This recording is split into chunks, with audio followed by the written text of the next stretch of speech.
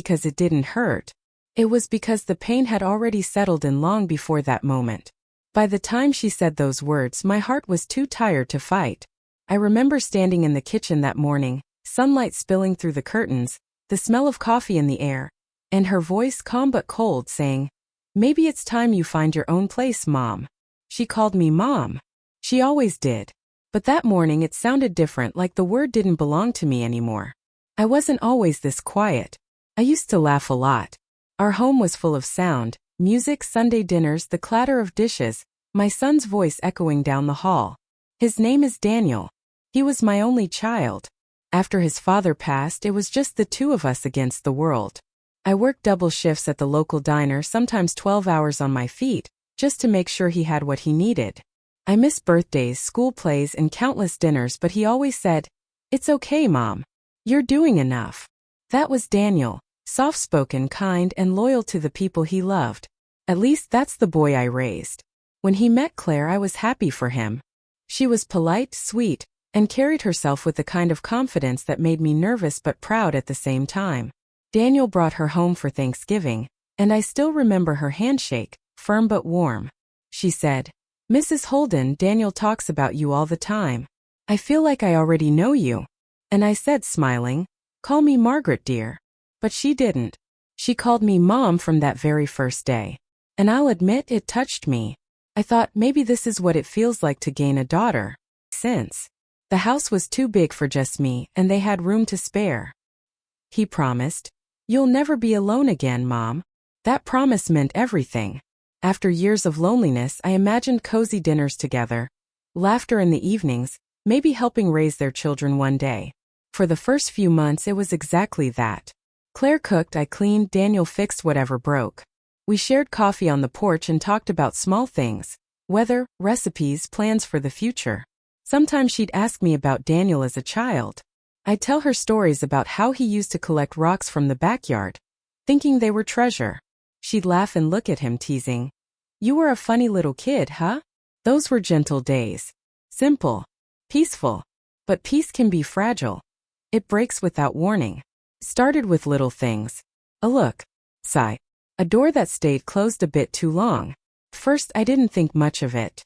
Newlyweds need space. I told myself that every time Claire excused herself from dinner early, or when Daniel came home later and later.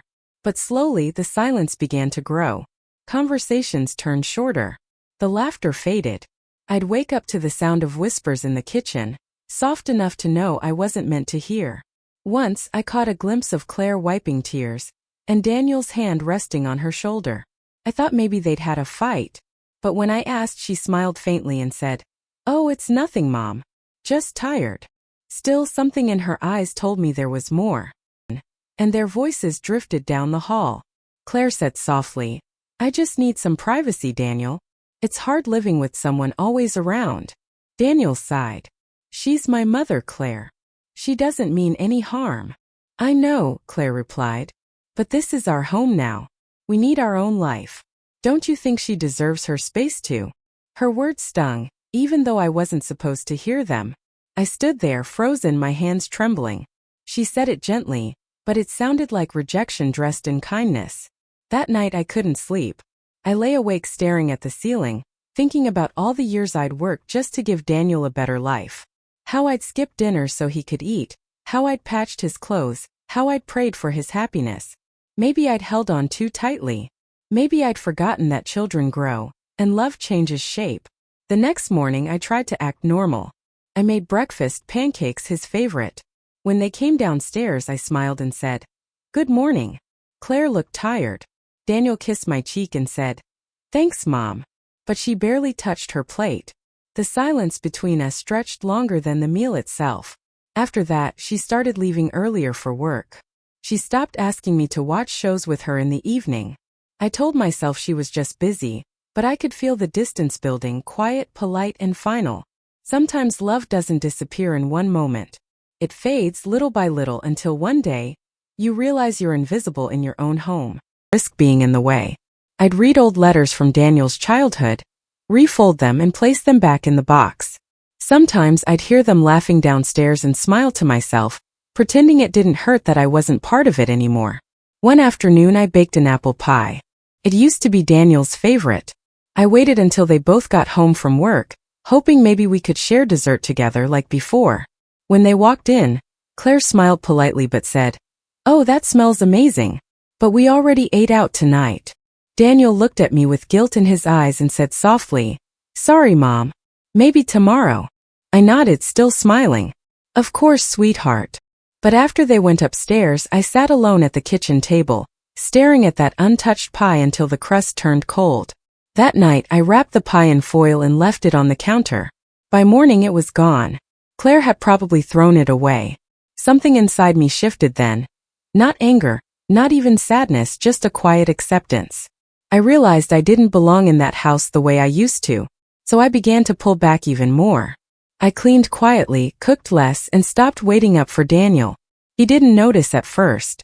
Or maybe he did and didn't know what to say. And Claire. She started to move around me like I was a shadow, always there but never seen. Still, I held on to hope. Hope that maybe one morning, she'd sit beside me again with her coffee, smile like she used to and say, "Mom, let's start over." But that day never came. Until it's too late. I began to feel like a guest in my own son's home. My things were slowly moved from the living room shelves to the upstairs closet.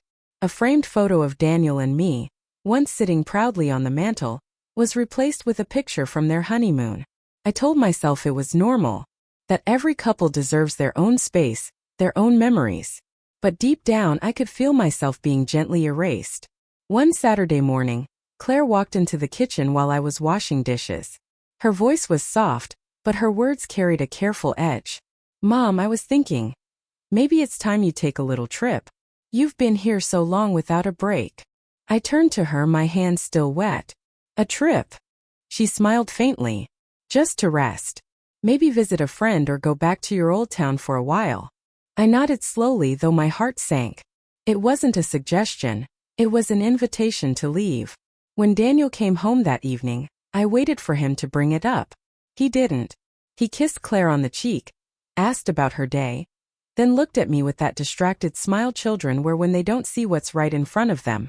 I wanted to tell him how I felt. That I wasn't tired of them, just lonely beside them. But I couldn't find the words. That night I sat on the edge of my bed and whispered into the dark, "Maybe she's right. Maybe I should go." And for the first time the thought didn't scare me.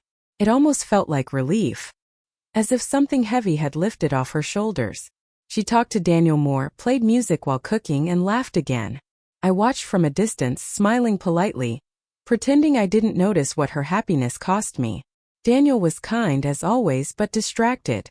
His job kept him late, and when he was home, Claire filled his attention with small stories, plans, and quiet whispers. I didn't blame her. A wife deserves her husband's time.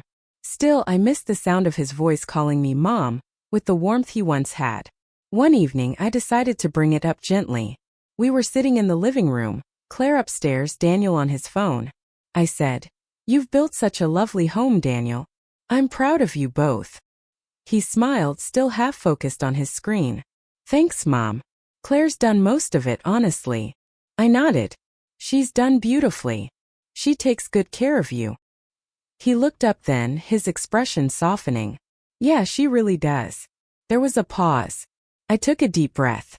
"Daniel, would it make things easier if I found a place nearby? Somewhere smaller, maybe?" He frowned slightly. "What?" "No, Mom, why would you?" "Claire mentioned it," I said quietly. "Just for a little while." He hesitated, his mouth half open, unsure whether to defend her or me. Then he sighed. "She didn't mean it like that, Mom. She's just adjusting." I nodded again, forcing a smile. "Of course. I understand." But inside something settled. I realized then that Daniel would never see what was happening, not fully. He was too kind, too hopeful, too trusting. And I was too proud to make him choose. For the idea. I folded my sweaters neatly, wrapped my old teacup in newspaper, and placed framed photos in a box. It wasn't much, just a lifetime of quiet memories that no longer fit where they used to. As I worked, I found Daniel's baby shoes at the bottom of the drawer. Tiny, worn-out leather, still holding the shape of his first steps. I held them for a long time, tracing my thumb over the little creases. I could almost hear his laughter echoing through the years. That sound, once so clear, now felt like it belonged to someone else's life. Claire knocked softly on the door. "Do you need any help, Mom?" Her tone was polite, careful. I turned and smiled. "No, dear. Just organizing a bit." She looked around the room, her eyes pausing on the half-filled box. "You don't have to rush anything," she said. I nodded, unsure what she meant, but in her eyes I saw quiet relief. That night, Daniel came to my room. "Mom," he said gently, sitting at the edge of the bed. "Claire told me you're packing. Are you thinking about moving out?" I looked at him for a long moment before answering. "I think it might be good for everyone. You two need space to grow, and I need space to remember who I am outside of being someone's mother." He looked heartbroken. "I never wanted you to feel unwanted." I smiled softly. "You didn't make me feel that way, Daniel. Life just changes. That's all." He reached for my hand, squeezing it tightly. "You're my home, Mom. You always will be." And for a moment I believed him. But deep down I knew homes can move on, even when hearts don't. Later, the tension less sharp, as if everyone was holding their breath, waiting for something to happen. I started taking long walks around the neighborhood, partly to clear my head, partly to give them space. The streets were lined with maple trees, their leaves turning gold in the early autumn sun. Sometimes I'd stop by the park and watch families. Mothers pushing strollers, children chasing each other through the grass. It reminded me of simpler times, when life was about scraped knees and bedtime stories, not misunderstandings and closed doors. One afternoon I came home to find boxes in the hallway, new furniture, a set of curtains, a coffee table. Claire was arranging things in the living room, humming softly. I smiled and said, "It's beautiful." She looked up a bit startled. "Oh, thank you, Mom. I hope it's not too different." "Change is good," I said, though a part of me wondered if this change was meant to erase me completely. Later that evening, Daniel mentioned a small apartment that had just become available across town. "It's close to the park," he said, "and Claire thought you might like it, just for a while, until you decide what you really want." He said it gently, but I could hear the decision already made behind his words. I nodded. "That sounds nice." He smiled in relief, as if I just lifted a weight off his shoulders. And maybe I had. That night, as I sat by the window, I realized how quiet peace can be. Not the peace of joy, but the peace of surrender. The kind where you stop fighting to be seen and start learning how to let go. Neither sad nor hopeful, just still. Daniel helped me load my boxes into the car.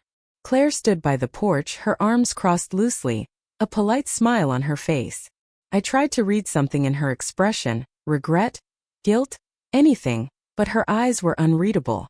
When I hugged her goodbye, she patted my back gently, like one might comfort a distant relative. "Take care of yourself, Mom," she said. "Of course," I replied, forcing a smile. "You too." Daniel drove me to the small apartment on Willow Street. It was modest, one bedroom, a small kitchen, sunlight that spilled through sheer curtains in the afternoon. It reminded me of the first place I lived after marrying his father. Simple, quiet, and empty. Daniel carried my boxes inside, setting them neatly by the wall. "I'll come by every few days to check in," he said. "You don't have to," I told him softly. "You have your own life now." He frowned. "You are my life, Mom." I smiled, though it felt heavy. "Then promise me something. Don't let my leaving become a burden. Let it be a beginning." He didn't understand, not fully, but he nodded anyway. When he drove away, I stood by the window, watching his car disappear around the corner. The silence that followed was thick but peaceful. For the first time in years, the space around me was entirely mine. I unpacked slowly that evening, one box at a time. Each item felt like a piece of who I used to be, before life became about staying out of someone's way. It wasn't home yet, but it was something better. Freedom that hurt and healed at the same time. The ticking clock on the wall, the soft wind brushing against the windows. For years I had fallen asleep to the muffled rhythm of another household. Daniel's laughter, Claire's footsteps, the world moving around me. Now there was only quiet. I made tea and sat by the window, watching the city lights blink in the distance. I told myself I wasn't lonely, just adjusting. But when I caught sight of the empty chair across from me, my chest ached. I whispered into the stillness, You did the right thing, Margaret. Saying it out loud made it feel real. The next morning, I walked to the local market. The air was crisp, and the world felt wide again. No one called out for me. No one waited at home. For the first time, every step was my own. I met the woman who lived next door, Mrs. Kent. She was in her 60s, kind eyes, a little gray in her hair. She smiled and said, "New here?" "Yes," I replied. "Just moved in." "Well, welcome. It's a quiet building, but that's not always a bad thing." Her warmth was simple but comforting. That short conversation filled the silence I'd been carrying. Later, I unpacked Daniel's old photo, the one of him in his graduation gown, smiling with so much hope. I placed it on the nightstand beside my bed. I touched the frame and said softly, "You did everything I dreamed for you. That's enough." For the first time, I didn't cry. I just felt calm. Maybe this was what healing looked like. Not grand gestures, not apologies, just small moments of stillness that didn't hurt anymore. Open the curtains and let the light spill across the floor. The quiet no longer felt so heavy. It began to feel like a friend.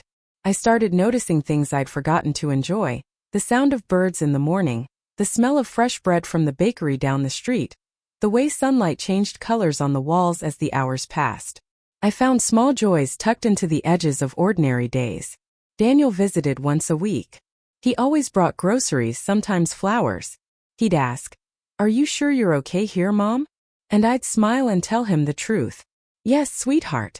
I'm learning to be." He seemed relieved but also puzzled, as if he couldn't understand how someone could find peace in being alone. I wanted to tell him that solitude isn't emptiness. It's space where your soul can breathe again. But I knew he'd understand in his own time. Claire didn't visit. Not once. She sent polite messages through Daniel. "Tell your mom I hope she's doing well." I never asked for more.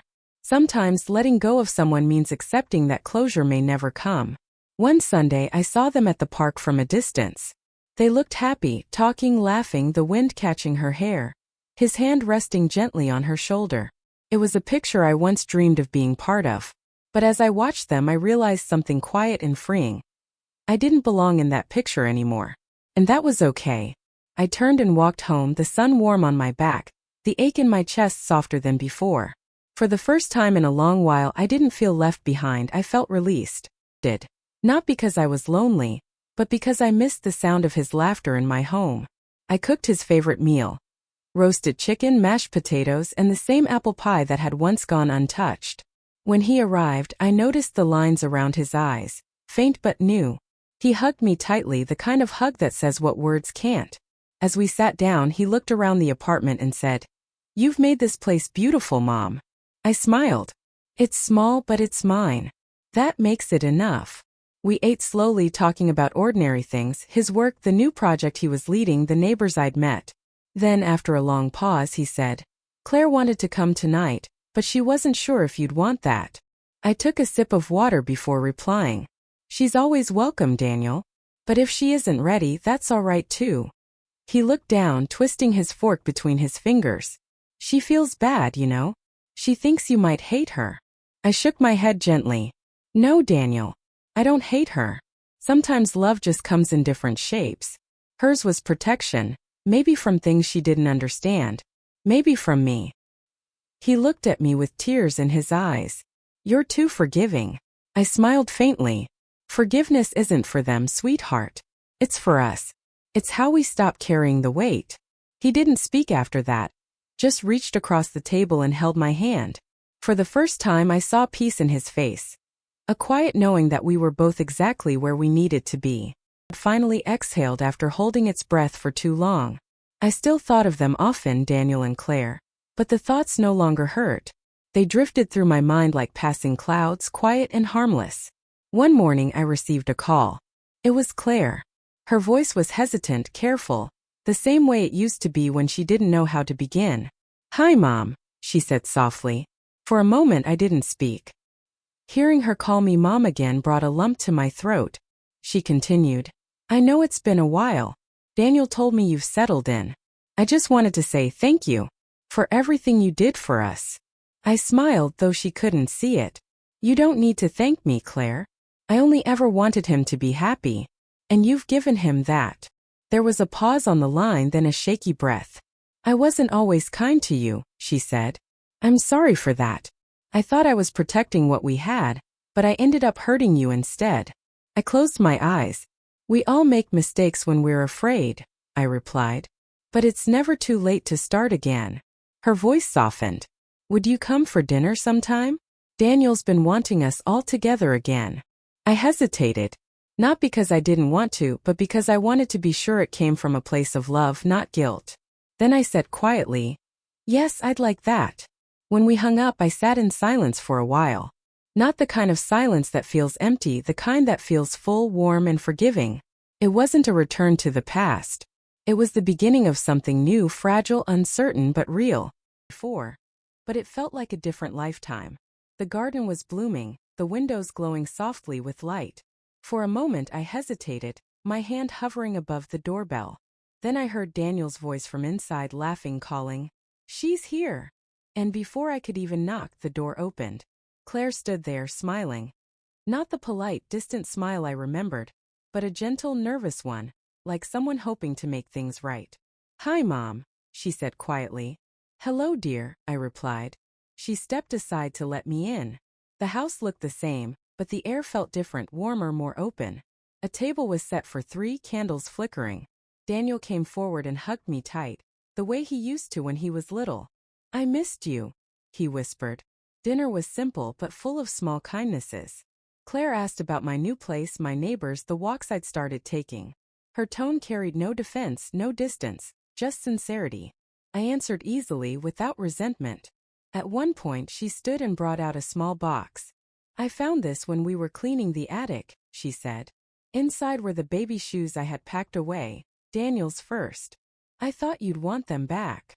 I held them in my hands, the memories rushing in like a soft tide. "Thank you," I said, my voice barely above a whisper.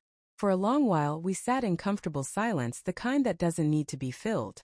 When I left that night, Claire walked me to the door. She said, "You'll always have a place here, Mom." I looked at her and smiled gently. "Thank you, Claire. But I think we finally understand. My place doesn't have to be here to still be home." The autumn air was cool, carrying the faint scent of rain. My steps were slow, steady, the way people walk when they've finally made peace with the past. I thought about Claire's face at the door, the tremble in her voice, the sincerity in her eyes. People change when they're ready, not when we ask them to. I had waited for that moment without realizing it. Not for her apology, but for her understanding. When I reached my apartment, I placed Daniel's baby shoes on the shelf beside his photo. They no longer felt like a relic of loss. They felt like a circle finally closing. The next morning, I opened the window and let the sunlight flood in. The city was waking up. Dogs barking, buses rumbling, children laughing on their way to school. Life went on, and for the first time I felt part of it again. I made coffee, poured it into my favorite cup, and sat by the window. I thought about how everything changes, how the people we love drift away, not always out of cruelty, but because life asks them to grow in different directions. And yet, love doesn't end, just learns new forms. I still missed the home I once had, the version of Daniel who needed me, the laughter that filled those walls. But I also cherished what had replaced it. Quiet mornings, self-respect, and peace that came from knowing I survived the breaking. Maybe that's what aging really is, learning to love from afar without needing to hold on so tightly. I smiled to myself and whispered, "You kept your promise, Claire. You took everything away. But somehow you gave me back myself." It's hush, and spring followed with its forgiving light. I found a rhythm I didn't know I needed. Every morning I took a slow walk around the block. The same streets that once felt empty now seemed full of gentle life. The old man who sold flowers on the corner, the little girl who waved every time she saw me, the stray cat that followed me for a few steps before curling up in the sun. In those small things I found something sacred, a peace that didn't depend on anyone else. Daniel visited often now, sometimes alone, sometimes with Claire. We shared quiet dinners, not the kind filled with forced conversations, but easy ones, where silence felt comfortable. They always brought something small. A pie, a book, a new photo of their baby girl. Yes, a baby girl. My granddaughter. The first time I held her, she wrapped her tiny fingers around mine and wouldn't let go. I looked at Claire then and we both smiled, not as strangers who had wronged each other, but as two women connected by love for the same child. There was no need to say sorry anymore. The silence between us had already forgiven everything. Sometimes I still think about the night she told me to leave. How broken I felt, how unwanted. And yet, looking back now, I understand. It was the moment I was forced to rediscover who I was, beyond being a mother, beyond being needed. And that realization became my freedom. Once left that house with trembling hands and a heavy heart is not the same woman who sits here today. I've learned that sometimes people take things from us, our space, our comfort, our certainty, and it feels cruel. But maybe life allows that to happen so we can build something deeper inside ourselves. Strength, understanding, grace. Claire didn't take everything away from me. She simply cleared the space for me to find what was missing all along. My quiet independence. I don't live with bitterness anymore. When I think of her, I remember the good she tried to do, even when she failed to do it kindly. We were both learning, she how to become a wife and mother, I how to let go and just be. And Daniel, my sweet boy. He doesn't carry the guilt I once saw in his eyes. Now when we meet he laughs freely. That laughter is my reward. Knowing he found balance between loving his wife and still being my son. Sometimes I still walk past their old house. The curtains are different, the garden fuller. I smile and keep walking because I finally understand that love doesn't live in walls. It lives in people, even when they stand apart. If there's one thing I'd tell anyone listening to my story, it's this. Forgiveness isn't weakness. It's freedom. And sometimes the greatest peace comes when you stop asking, why did they do this to me? And start whispering, what did this teach me about love? I lost what I thought was everything. But in that emptiness I found myself quietly, completely, and beautifully whole. Humble us and quietly teach us who we really are. If this story touched your heart, take a moment to breathe and remember. Even when love feels distant, it doesn't disappear. Changes shape. It finds new ways to live, in kindness, in forgiveness, in the quiet courage to begin again. We all carry stories like this, of family, of loss, of learning to let go. And maybe by sharing them we remind each other that none of us are truly alone. Thank you for spending this time with me. If you felt something in these words, peace, reflection, or hope, I invite you to stay to listen and to heal with the next story. Until then, take care of your heart. For even the softest hearts can hold the strongest kind of love.